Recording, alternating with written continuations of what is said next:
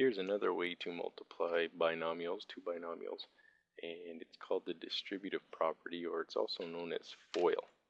The reason why it's known as FOIL is an acronym for the process in multiplying the two binomials.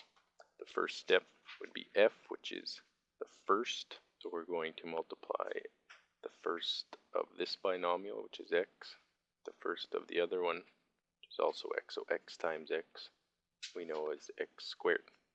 Secondly, O stands for outside, and the outside would be x times 3, which is 3x.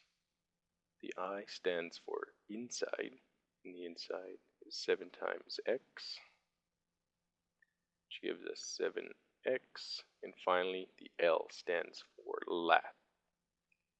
In this case, 7 times 3, which is 21.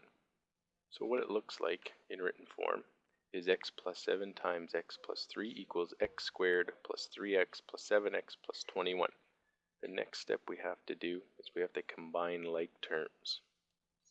So if we look, the only like terms we have to combine are 3x plus 7x. So we have x squared plus 3x plus 7x is 10x plus 21. And finally, we have x plus 7 times x plus 3 equals x squared plus 10x plus 21. We're going to do one more. This time we're going to have one of our binomials will have a negative instead of a positive.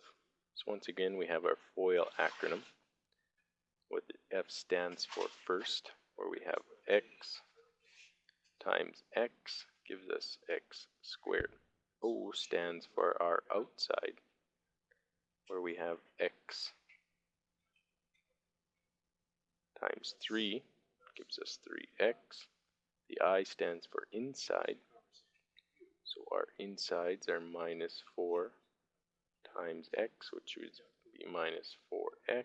And finally, our last would be negative 4 times 3, which is negative 12.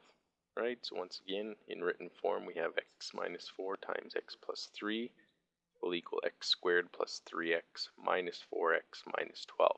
So I've taken our FOIL numbers and have just written them out in written form. The next step is to combine like terms. So we have x squared plus 3x minus 4x. So plus 3 minus 4, you're not going to have x anymore. It's going to be a negative. We have a negative 1x, and we just write 1x as x. And then finally, minus 12. So after multiplying these two binomials, our answer is x squared minus x minus 12.